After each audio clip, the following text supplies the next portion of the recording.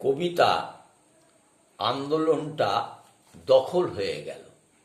কলমে ও কণ্ঠে রঞ্জিত চৌধুরী। আন্দোলনটা চলছিল সঠিক পথেই, জনগণের সমর্থন ছিল মনে প্রাণে।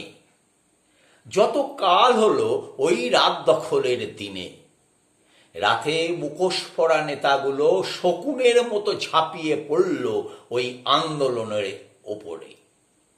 আন্দোলনটাও নিল দখলে, ক্ষত বিক্ষত করে ওরা আন্দোলনটাকে করলো রক্তে লাল।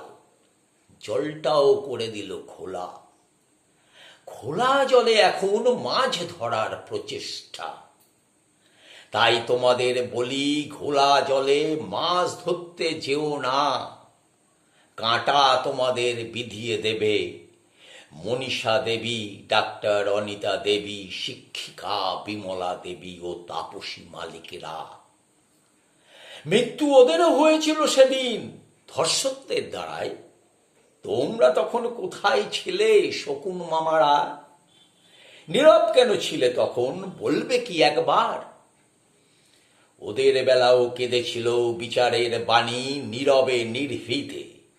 সেদিন কি করেছিলে প্রতিবাদ? চেয়েছিলে কি সিবিআই? বলেছিলে কি পদত্যাগ চাই?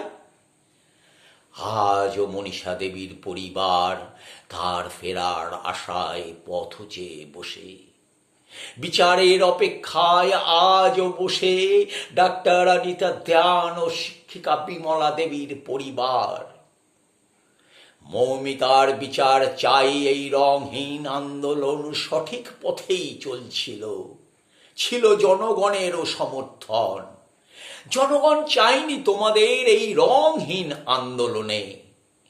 তোমাদের গায়ে আজও আছে ধর্ষকের গন্ধ। তোমাদের কাছে তাই করো জোরে নিবেদন, মৌমিতার বিচারের আন্দোলনে রং লাগিয়ে সঞ্জয় যেন না হয় ধনঞ্জয়, সঞ্জয় যেন না হয় ধনঞ্জয়। ভাবতে অবাক লাগে, তোমাদের হাতে সেদিনও বন্দী ছিল বিচারের বাণী নীরবে নির্ভীতে।